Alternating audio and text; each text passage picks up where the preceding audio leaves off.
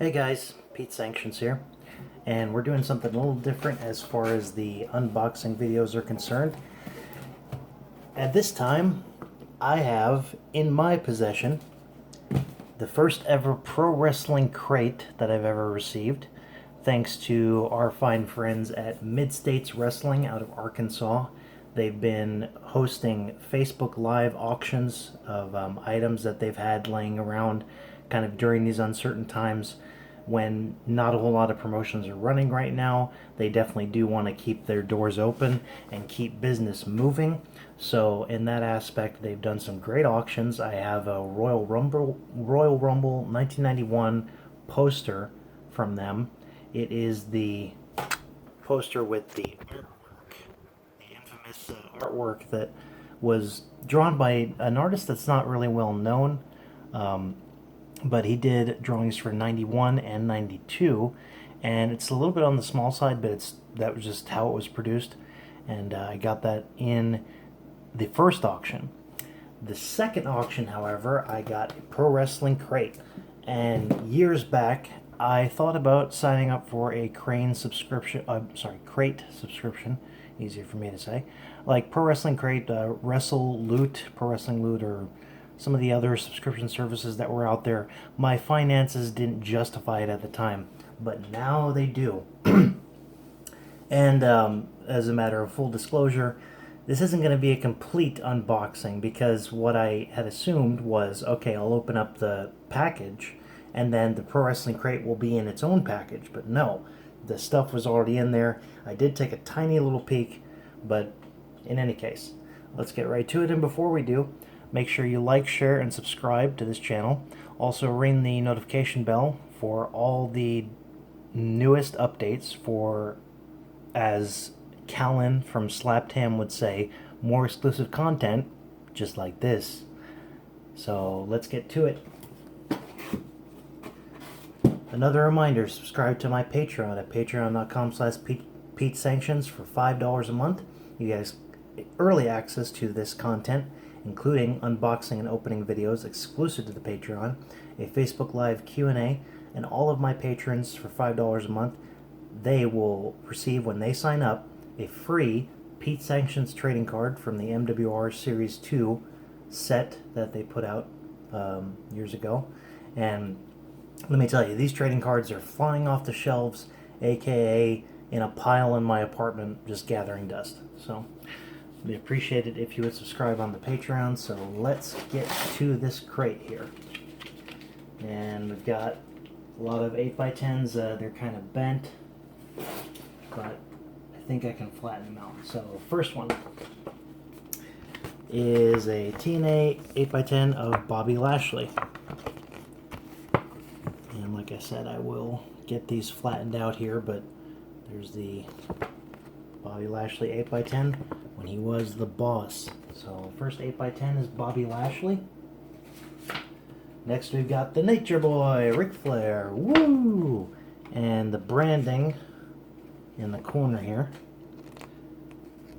There you see Flair with the WCW World Heavyweight title, the big gold belt, I believe. And the branding in the corner says CWA Wrestle Raise 5 Spa City Slam. So that must be a convention that he attended. That is a Ric Flair 8x10. Next we have a program from a Mid-States Wrestling card. Take a look here. It took place on August 30th, 2003. Ironically, my first night in the business almost 17 years ago. August 30th, 2003, at the Northwest Arkansas District Fairgrounds Indoor Expo Building in Harrison, Arkansas. And on the flyer, we have a man that I had the opportunity to meet at the Wrestling Museum Hall of Fame weekend in 2014 during my evaluation with WWE, Danny Hodge. And anybody who's a serious professional wrestling fan, either in the Midwest or basically all over, or a fan of amateur wrestling, or just feats of strength at like an elderly age where you wouldn't think it was possible, you know the name Danny Hodge. And on that night in 2014, Scrap Iron Adam Pearce wrestled Ricky Love. It was a good match. And afterwards, he got on the mic and sang endless praises to Danny Hodge, who was in attendance. And he also spoke to us after the WWE talent evaluation. And it was something. You know, I hadn't seen much of footage of him outside of, before that, I saw his appearance on WWE Raw. He came out and kind of acknowledged the crowd and all that. But anyway, that's a program featuring Danny Hodge, and it says tonight Hodge will act as referee in the ASW Shooting Star Championship match and accept a Lifetime Achievement Award inducting him into the Mid-States Wrestling Hall of Fame. I believe Danny Hodge was born in Oklahoma. And page 2 of this program here. Just going over some of Hodge's accolades. Page 3 runs down the card. The ASW Shooting Star Championship match was 60 minutes, and Danny Hodge was the referee for it. Oh, wow. The Shooting Star champion was Babyface Nelson, and the challenger was current Midwest Wrestling superstar, the man formerly known as the Crow, Craig Kiesman. The last name is kind of spelled wrong. But he currently is competing under the name Niles Plonk, or Niles Plonke, depending on your pronunciation, and I'm sure he'll correct you. He was very prolific in Metro Pro, as well as NLW for the short time that they were around. I'm sorry, NWL. They lasted just a little under 2 years. You know, mismanagement and other stuff kind of led to that, but a lot of the guys are flourishing in their respective scenes right now since the closing of NWL, but that was the main event. First round tournament match, 400-pound Big Hoss, who's worked for MWA here in the Omaha area. Another first round match, Big Hoss took on Dookie Grande. I would assume that's somebody double gimmicking in a lucha getup. Next match was Mr. Saturday Night Michael Berry, who I've worked with in the GWF based out of Kansas City. Not the GWF that was infamous on ESPN and all that. He was on that show that I refereed. He took on Thomas Thorne on this night. Another tournament match, Brandon Groom. He is a Midwest indie worker that kind of frequents that part of the country, and he has been on Heat and Velocity a handful of times. And he also took on Crow Craig Kiesman. And the first round tournament match that was next after that is Tanker against the guy that's been doing these auctions and that I've been corresponding with, the Space Cowboy Jason Jones. So shout out to Jason Jones. Thank you very much for the auction. And thank you very much for my first crate. And we're busting this puppy open right now. And the last tournament match was Christopher Vincent, and his opponent was to be announced. And here's some results from a prior event on July 26, 2003 in Harrison, Arkansas. Dookie Grande defeated Christopher Vincent. Chad Sullivan defeated Tanker. Babyface Nelson defeated Jake Boulder and retained the ASW Shooting Star Championship. Prometheus defeated Christopher Martinez. Derek Stone and Grizz faced off for the NWA Central States Championship, and Derek Stone retained. Another two names who are prolific in the Midwest wrestling scene, specifically Kansas and Missouri. But I've worked on a couple shows with Derek, and Grizz was a legend in that time. Made a couple appearances for the WWF and was heavily involved with IPW Midwest, specific promotions in Kansas. Anyway, moving on. The Superstar Rich Allen Invitational Battle Royal. Rich Allen once again with a controversial victory. Match number 7, the main event. Mr. Saturday Night Michael Berry and Pimp Tight Kevin Love Jones. Now there's a name if I ever heard one. They defeated Crow and Space Cowboy Jason Jones. And just updates saying that the 16-man tournament will conclude on September 27th in Harrison, Arkansas, and an advertisement for their school at the bottom there. And I will put a link to Mid-States Wrestling social media here in the YouTube channel, but this is quite a historic document here. And just promoting their next show after that. And, you know, a lot of promotions like around that time, and especially the one I started with, NRW, formerly the OWA, they had programs of their own. They had match cards of their own, reminiscent of the match cards you would get at WWF or WCW house shows. Just kind of a listing of all the matches. So very cool. Up next we have got some flyers here. This first one is Mid-States Wrestling, an event in Pittsburgh, Kansas, the National Guard Armory, April 16th. Not sure what the year was on that. It's an event in Pittsburgh, Kansas, and it advertises Hacksaw Butch Reed against Stiff Jackson for the ASW Championship. $1,000 10-man battle royal. Super heavyweight match pitting Big Hoss against Mike Kamaka.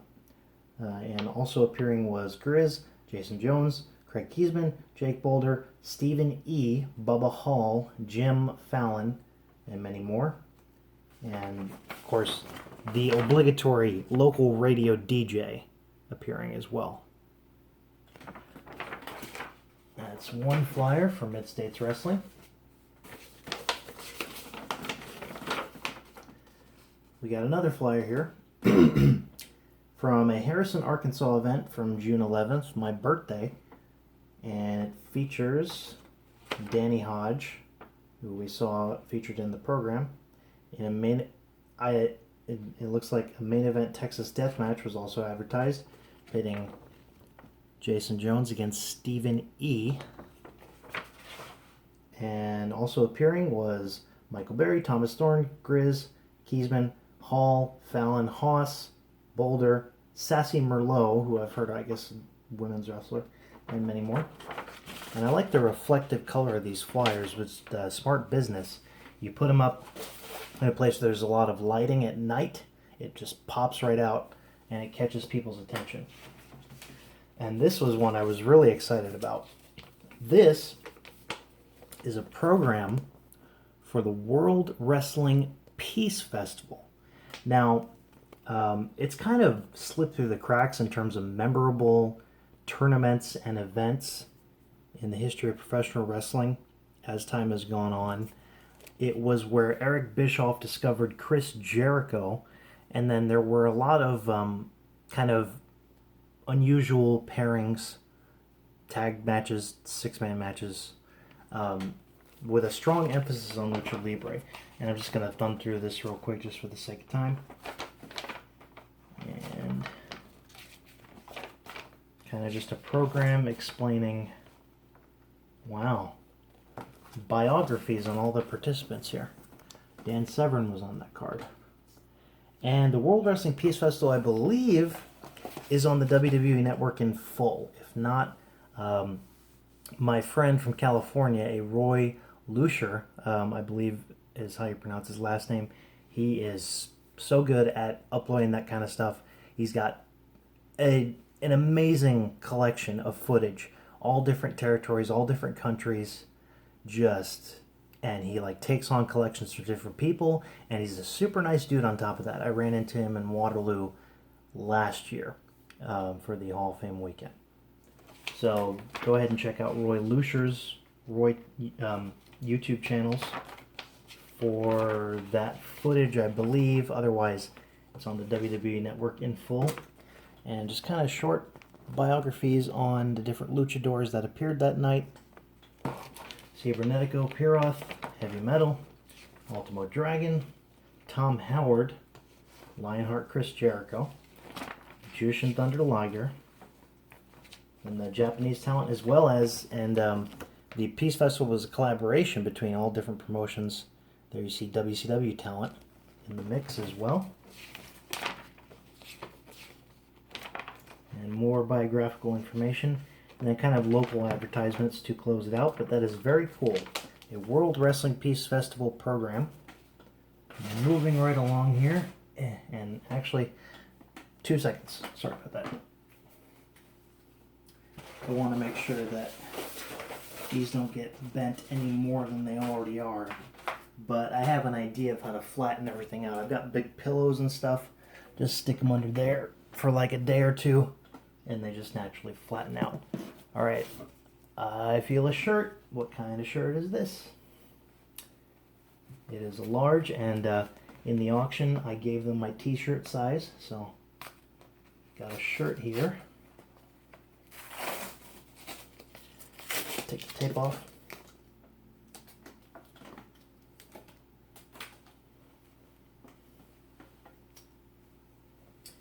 And it commemorates a Mid-States Wrestling event, and that is a large, large shirt here, commemorating the Mid-States Wrestling event. And the details of the event: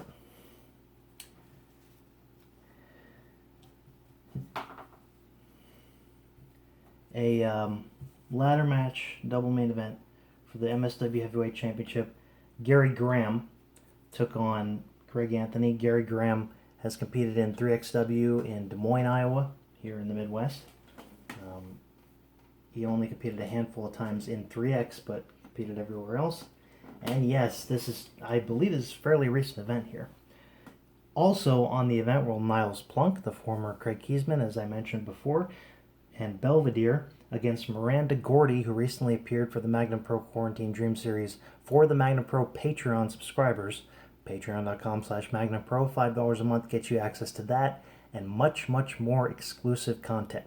And Miranda Gordy competed on one of those tapings, so be sure to check that out. And let me tell you, she's got all the tools of the trade. She is ready to go, and she's going to be a big star in this business.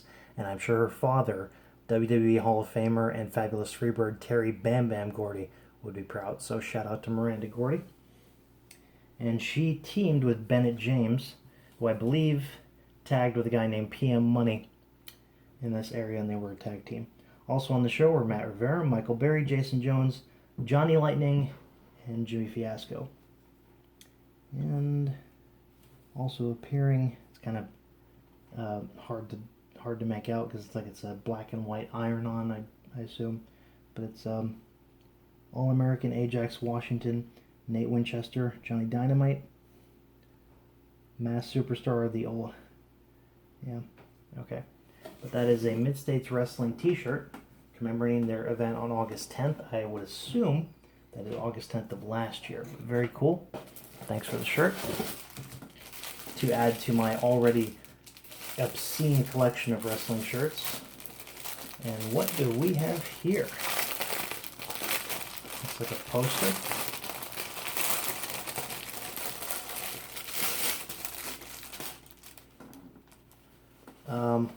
No, this doesn't appear to be a poster. It doesn't feel like one anyway.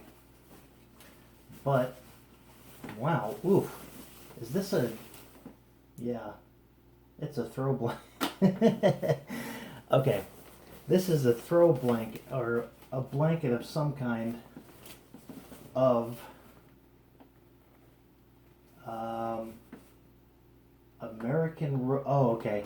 of Rebel. Let's see if I can show you guys this here.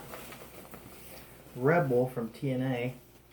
It's like a big, like, blanket. I'm not sure what, a tablecloth? It feels like a tablecloth, but there's Rebel from TNA Impact. So very cool. And I don't normally use tablecloths, but if I ever should need one, there you go.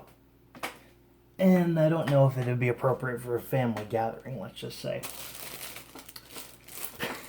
But a Rebel tablecloth, or what I assume is a tablecloth, a flyer for the Mid-States Wrestling Legends of Wrestling. I believe it was a convention and a show.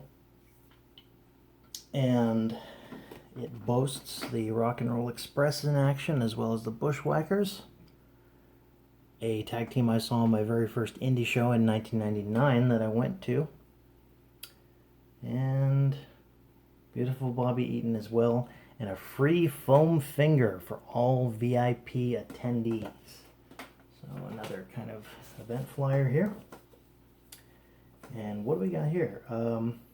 Looks like a comic. Headlocked Comics. I think I've heard of these guys before. This is Tales from the Road, April of 2020.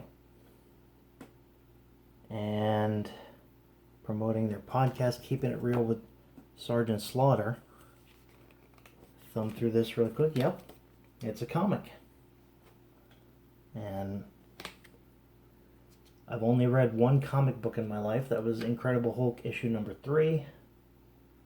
But I'll definitely peruse this later. But that's a Tales from the Road comic from Headlock Comics, April 2020.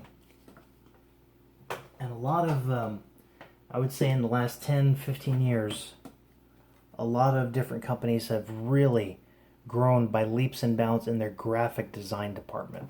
Like just the most creative stuff you could ever see, or most creative ideas. This is a CD from Christy Hemme. I vaguely remember hearing about her releasing music. This was branded and I guess promoted by TNA in 2014, but that's a Christy Hemme CD. Yeah, this is very cool. You know, once my finances kind of get back to where they need to be, I might sign up for a crate. And you know what? I think it's going to be Pro Wrestling Crate. Because there's already some cool stuff here so far. And we're not done yet. We got a DVD. That DVD is International Impact Phase 1 from FIP. The kind of short-lived promotion in the Florida area that was a sister promotion to a lot of other independent promotions around that time. Ring of Honor, Chikara, Shimmer. They kind of all passed through FIP at some point and worked in collaboration. But that's International Impact Phase 1. And the card for that was a no DQ match between Necro Butcher and Jay Briscoe. Next was Falls Count Anywhere, Mark Briscoe taking on Madman Pondo. Next was the FIP World Heavyweight title match, Roderick Strong against Yamato of Dragon Gate fame. Next was the FIP Florida Heritage title match, Eric Stevens against Claudio Castagnoli of the YRR, and I forget what that stands for. So subscribers and viewers, comment down below, let me know. I vaguely remember hearing about that. I don't remember what it stands for again. Don't be shy. Comment away. What do you want to see more of? What do you want to see less of? Have you received a Pro Wrestling Crate recently, and what was in it? What caught your eye, and what made it so important for you to keep subscribing and keep getting those crates? So share your crate experiences as well. Next on the card we had Sean Waltman against Sweet and Sour Larry Sweeney, rest in peace. Nigel McGuinness versus DP Associate Shingo, Dave Prazak associated with Dave Prazak, and Mr. Milo Beasley. Next match was the Heartbreak Express with SoCal Val versus Sal Renaro and Chasen Rance of the YRR. And that look up Chasen Rance like recently on Facebook, you'll understand my reaction there. But they were also part of the YRR. And next was DP Associate, Dave Prazak Associate, Delirious with Dave Prazak against and Mile Beasley versus Jigsaw. Finally, we have Jarrell Clark and Seth DeLay, who, if anybody is still subscribed to the ROH YouTube channel, look up Delirious and Seth DeLay from Ring of Honor. That match, although it seems insignificant, maybe it was on the bottom of the card, maybe it was like not seen as an important match that night, it still holds up. Seth DeLay really impressed me. But it's Jarrell Clark and Seth DeLay against Kenny King and Sal Renaro of the YRR. But that's FIP International Impact Phase 1 sealed DVD. And we have a hat, a TNA camo hat. Nice little hat. I don't wear hats that much, but, you know, maybe I'll try it on. Oh, yeah, that's a little snug. Oh, wow. Oof. Cutting off the circulation of my brain. But that's TNA Impact camouflage hat with the mesh on there. Cool hat. And finally, we've got a lot of stuff in this crate here. Sorry. Wow. Shayna Baszler, Queen of Spades playing cards. Now I don't know if these are WWE branded. It doesn't look like it. So they were probably from when she was either still on the Indies or still in UFC, but it's Queen of Spades, Shayna Baszler playing cards. And let me just open these up real quick, see maybe if there are some cool designs or if it's just a standard, you know, bicycle deck of playing cards. But knowing what I've discovered so far in this crate, anything's possible. Like, there's a lot of stuff in here. And I forget how much it is a month, but hey, I might take them up on a future subscription just because of this auction that Mid-States Wrestling put up. So let's take a look here.